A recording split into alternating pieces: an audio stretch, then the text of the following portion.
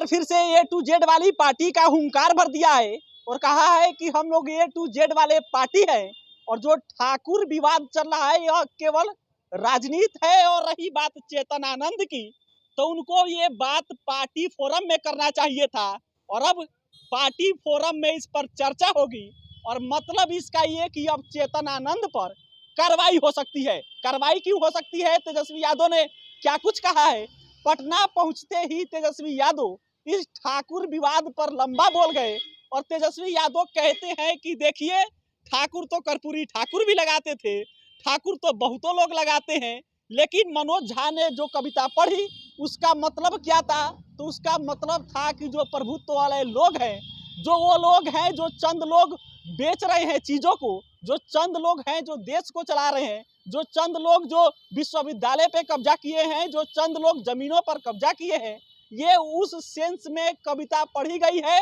ओम प्रकाश वाल्मीकि जी के पाठ को मनोज झा ने दोहराया, लेकिन लोग इसको जातीय एंगल से देख रहे हैं। हम अहिर समाज से आते हैं, हमारा टाइटल यादव है।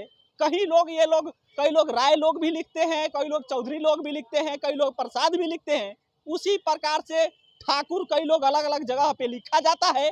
लेकिन जो चेतन आनंद ने जिस सेंस में आकर बात कही है, अगर उनको आपत्ति थी तो आकर पार्टी फोरम में इस पर बात करते।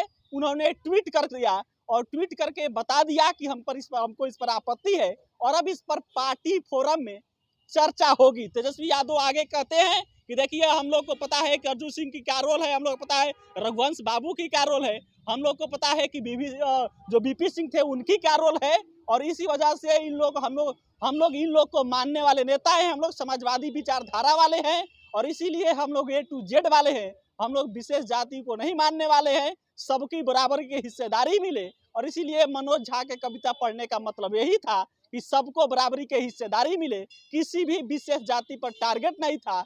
लेकिन चेतन आनंद और आनंद मोहन को जिस प्रकार से इस पर आपत्ति हुई है, अगर हमारे विधायक यानी कि चेतन आनंद को इस पर आपत्ति थी तो उनको आकर पार्टी फोरम में बात रखनी चाहिए थी, लेकिन उन्होंने ट्वीट कर दिया, फेसबुक पोस्ट कर दिया और इसी वजह से अब पार्टी फोरम में इस पर चर्चा होगी। तेजस्वी यादव चर्चा क्या करेंगे, तो अंदेशा ये निकाला जा रहा है कि अब चेतन आनंद पर बड़ी कार्रवाई हो सकती है और कार्रवाई का मतलब क्या होगा वो आने वाला समय बताएगा। लेकिन ये इस वक्त की बड़ी खबर है कि तेजस्वी यादव ने चेतन आनंद को लेकर जो बिहार में ठाकुर विवाद चल रहा है उस पर बात रखी है और कही है कि उनको आपत्ति थी तो पार्टी फोरम में बात करनी चाहिए थी, लेकिन अब इस पर पार्टी फोरम में चर्चा होगी और चेतन आनंद पर मान कर चलिए कि कार्रवाई हो सकता है।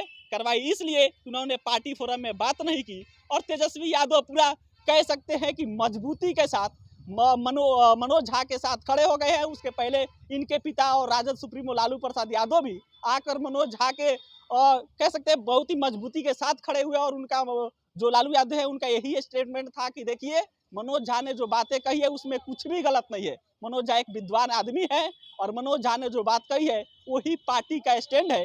तेजस्वी यादव भी आकर इसी बात को दोहराए और मनोज झा के तारीफ में कई तरह के बातें कहे और तेजस्वी यादव कहते हैं कि मनोज झा डीयू के प्रोफेसर है, डीयू में पढ़ाते हैं, एक विद्वान व्यक्ति है, वो सभी समाज को साथ लेकर चलने की बात कर रहे थे।